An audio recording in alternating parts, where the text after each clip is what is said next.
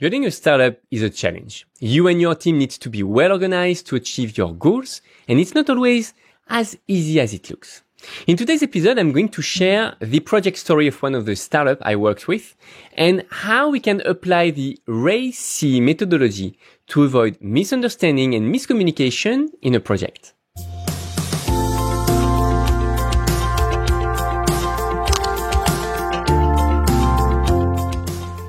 Hi, I'm Amaury, founder and CEO at MyCTO where founders come to learn how to build their tech startup.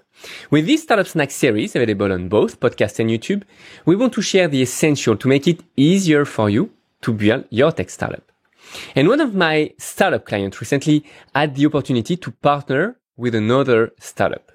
That sounds like a great idea, and not only it's a good way to create something new for both companies, but it's also a great way to improve the way we work, analyzing how other companies work and organize their own project. So for example, with this use case, the communication between both companies were not effective at all. Every member of the team were teaching to each other across both companies, leading to several misunderstandings. The problem is that every organization might have different culture, different way of doing things, of communicating, right?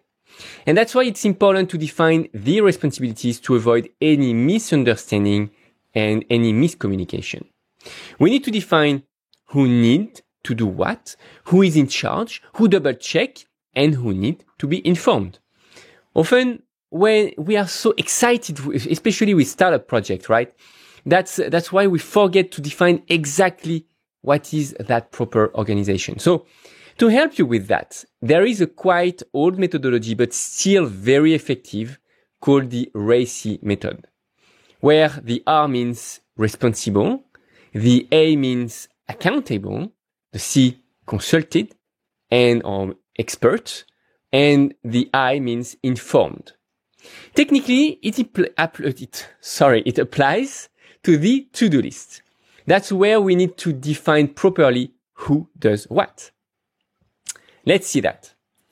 Each task needs at least a responsible and an accountable person, which could be the same person, for example. I took here the example of a startup project. So basically, Leah is the CEO of the company. She can be the responsible and the accountable person to write down the project goals. Then John, the project manager, will help and will work with the specifications, to write specifications. So here, the person accountable is Leah. So John is going to take the lead and then he's going to ask to Leah if she's satisfied with the work. And we're also going to consult Leah to ask for her advice in order to write down those specifications. And maybe Matt is going just to be informed, Matt being the salesperson.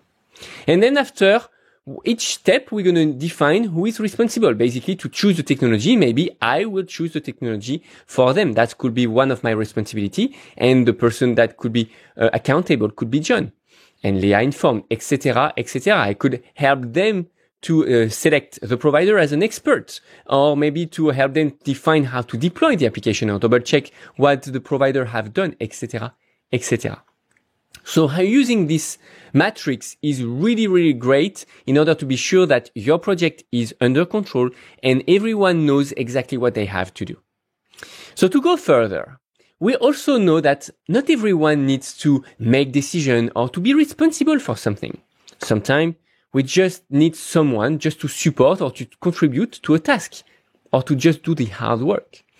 That's why there is also the RACI model, which add the support role. This one could be useful if you have, for example, two developers, one being the leader and responsible for the task, the second one being here to support the first developer and to contribute to the task. This might sound obvious and a bit basic, but trust me, if all the project could define properly that matrix, we could avoid most of the misunderstanding and conflicts in a project and its team. So in conclusion, be sure that when you evaluate or lead a project, that you have some well-defined role and that everyone is aware of its own role. You can also add the RACI columns to your to-do list software to keep your project on track and to give you better chance to reach your goals. If you enjoy learning with us and want to see more, just consider subscribing. Help us spread the word by hitting the like button and by sharing with your entrepreneur friends. And if you have any question or want to suggest a topic, feel free to comment down below. And you can also check out our website to learn more about our program and how you can join.